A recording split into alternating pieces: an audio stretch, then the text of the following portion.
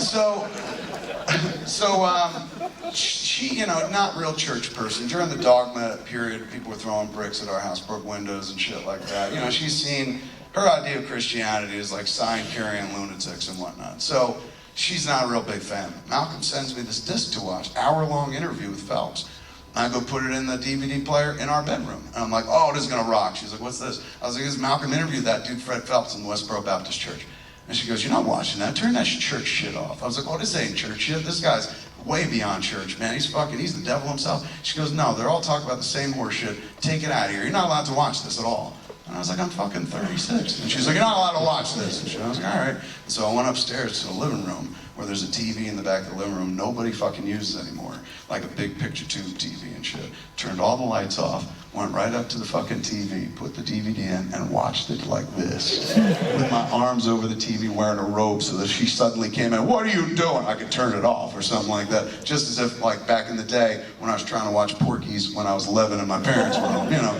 Just doing it. I felt weird because I felt like I was cheating on my wife with Fred Phelps, but still, I really wanted to watch it. And maybe it was because I was watching it in such bizarre conditions, this close to the TV, the lights off, scared my wife was going to come, but the interview was terrifying. Like the dude comes across, you know, like your grandfather or you know, your favorite uncle or something like that. Speaks with like the homespun charm of people from like down south and shit like that. But the content of what he says is pure bile, pure hatred, pure fucking evil. And I'm sitting there with divide and conquer. God hates this, God hates that.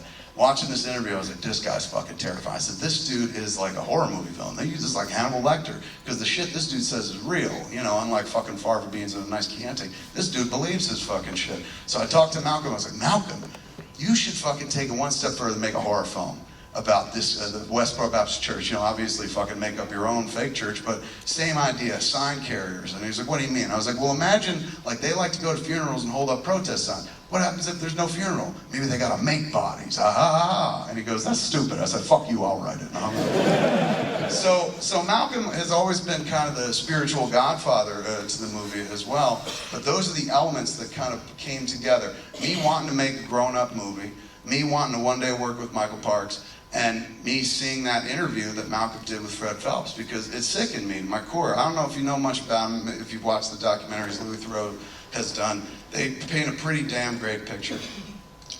They came onto the American landscape, or at least I first heard of them, noticed them, in about 2000, 2001. There was a little kid in Wyoming named Matthew Shepard, who came out to the wrong fucking idiots, told some kids that he was gay, and those kids took him out into the middle of nowhere and beat the fuck out of him with an inch of his life, hung on the fence, left him to die, where he did die. And it was a horrible thing for our country, because we all woke up going, this is possible, we do this to each other, and these were kids, they're high school kids. Is this where it's at? And we were on the precipice of something real, maybe some enlightenment, maybe things changing in a big way. And into the midst of that, into the midst of what could have been a discussion that changed everything, was the same old stupid fucking distraction of religion. Fred Phelps and his family, for the first time that I know of, went public with their protests at a funeral. So while Matthew Shepard's parents are having the worst fucking moments of their lives, burying their kid who's dead simply because he fucking liked dick or something like that, because he was a little fucking different, they look across the street and there's Fred Phelps and his family holding up signs that say, Matthew Shepard burns in hell, you failed your son, God hates fags. First time it happens anywhere really in the world that we know of, or at least it got the most attention. Press was all over it because people were like, who could do such a thing? This is fucking deplorable. And the discussion went from enlightenment over to like, oh, look at these fucking monsters, this is horrible. And it was so disappointing, because that began a large trend where they would just go up at funerals, hold up signs, get tons of fucking attention. And when the country kind of got inured to it after a few years, they upped the ante by going to funerals of soldiers coming home from the Iraqi war, really attacking the patriotism of the American by standing there holding up signs going, God hates America, which is the very opposite of what most Americans like to believe. God likes America, or loves it, usually likes it. So it was weird. It was a weird moment for our country, and that got weirder and longer, and they've been around forever.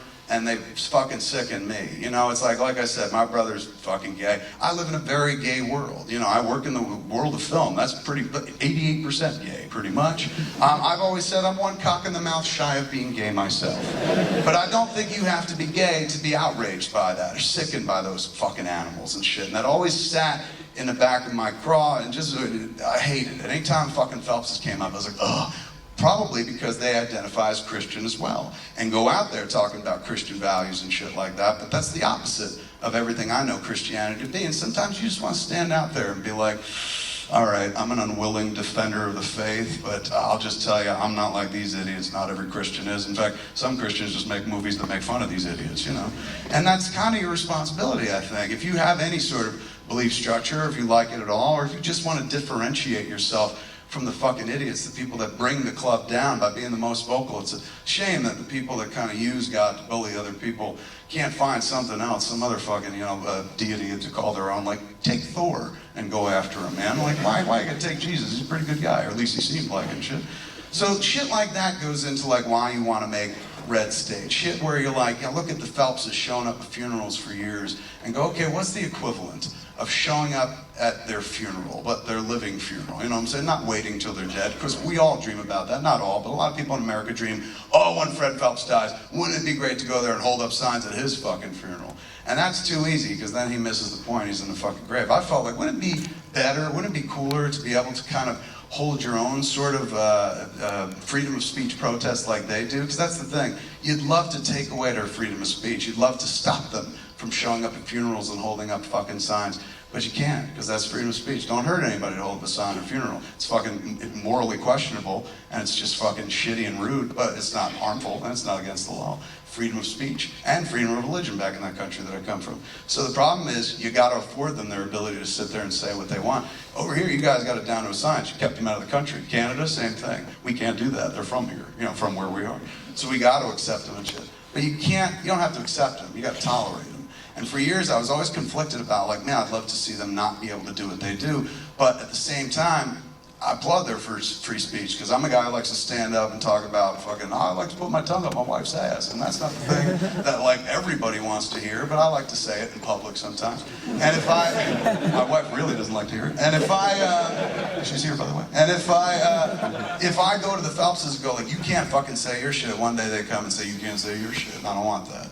So, you got to tolerate their free speech, but you don't have to accept it. And, you can't fight back with violence. That's fucking ridiculous. But you can fight back with whatever you got. And what I got is satire. That's the only, arrow I got in my quiver. I was like, ooh, I can make a satire about these fools. I can take the Westboro Baptist Church and make a fictional version of them, put them up on the screen, and take the teeth out of the mouth of the monster. Just pull their fucking teeth out. Paint them up like clowns and be like, look at these retards, credits, And that's my version of holding up a sign at their fucking funeral. And the way they irritate people in life, I can irritate them. And it was fun and successful and kind of neat. I encountered them a few times along the way. First was before we even made the movie, Kansas City Midland Theater.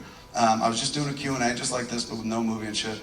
And before I went, my brother sent me an email, and he goes, in the email it says, you finally made it. And I opened it up and had a PDF, and it was a press release from the Westboro Baptist Church. Had a picture of me, a goofy picture with my glasses askew, and I'm like, this. And the words around it said, God hates fag enabler Kevin Smith. And then it went on, pulling Bible quotes to support this assertion or whatever, and I'm sitting there going, oh my God, they were like, this is the dude who's one of these, I'm okay, you're okay, leading us all to hell individuals that you read about in the book of this or that or the other thing. We won't tolerate it. He's a mocker and a scoffer of God. All this really intense biblical language and shit made me all freaked out. I called my brother. I was like, what do I do? And he's like, what do you mean, what do you do? I was like, they're calling me a fag enabler. What should I do? He's like, you love it, you accept it. I said, what are you talking about? He goes, fag enabler ain't a bad thing, dude. It just means you can get gay people laid, you're a pimp. I said, right on, thank you for that, man. I hadn't thought about that. So they went to this Kansas City show I did, and they protested. And when we showed up, their protest was literally 4 people holding 2 signs apiece. So from a distance, it looked like 8 people. But then you get in close, you're like, oh, it's 4 fuckers with signs. 2 signs apiece. And it was raining out. Nobody's paying attention to their protest. I felt kind of bad. So I sent my guys, Zach and Joe, I said, go out there and talk to them, videotape them and shit. Go interview them. And when they came back, they were like, oh, boy, they lit up like Christmas when they saw a camera. I was like, I'll bet they did and shit. I said, what were they like? And he goes, they were really nice, dude. They kept telling us we were going to burn in hell, but they were so nice about it. And I said, really? They're like, yeah. I said, what'd they say about me? He's like, honestly, not much. They didn't seem to know that much about you. And they knew you were playing here tonight. And they know you make movies, but that's about it. All they wanted to talk about was their own agenda. And I was like, what was the agenda? They're like, their talking points were all about Easter and the Easter Bunny. And I was like, why? And they're like, well, Easter's around the corner. I was like, I know, but why were they saying it? And they were like, oh, because the Easter Bunny, they feel it's ridiculous that America still believes and embraces in a giant rabbit who shits chocolate. I was like, they said that? It was like, close. They didn't use the word shit, they said defecate. And I said, do they even fucking know the legend of the Easter Bunny, man? I don't think that's a part of it. He's like, dude, they don't know anything. Look at this. And he held up the camera, and he had shot footage of one of their protest signs. And you've seen it if you've ever seen a protest sign. They take stick figure people. One's bent over this way, one's standing behind him like this, kind of butt fucking pose, and then they put a big Ghostbusters no sign. You know, and the communicated idea is, we don't like this, you know. The image that my friend showed me, same fucking sign, but since all they wanted to talk about was Easter, they took a sticker of the Playboy bunny, just that, you know, the ears and the head, and put it on the head of one of the stick figures, the one who was getting fucked. So suddenly you're like, what are they mad at, man? Like, I'm real confused. He's like, so are they, dude. He's going, but boy, they love to talk. I was like, they're not scary? He goes, nah, they're just kind of sad. And I was like, all right, good to know. Filed that away for later information. Didn't think to deal with them the way I saw some kids deal with them in San Diego at the Comic-Con, not last year or the year before. You can see it online. There's like a photo essay of it of sorts. You see a picture of the Phelpses. They decided to go protest the San Diego Comic-Con. Like, God hates Batman or some such shit. So there they are protesting, protesting the fucking San Diego Comic-Con is like 4 people trying to protest depression. You know, it's just too big and vast a concept to like really fucking get your head around and face it right in the eyes or something. And so there's a picture of them right across from the complex holding up their signs and shit. They had a half-an-hour period where they were going to protest.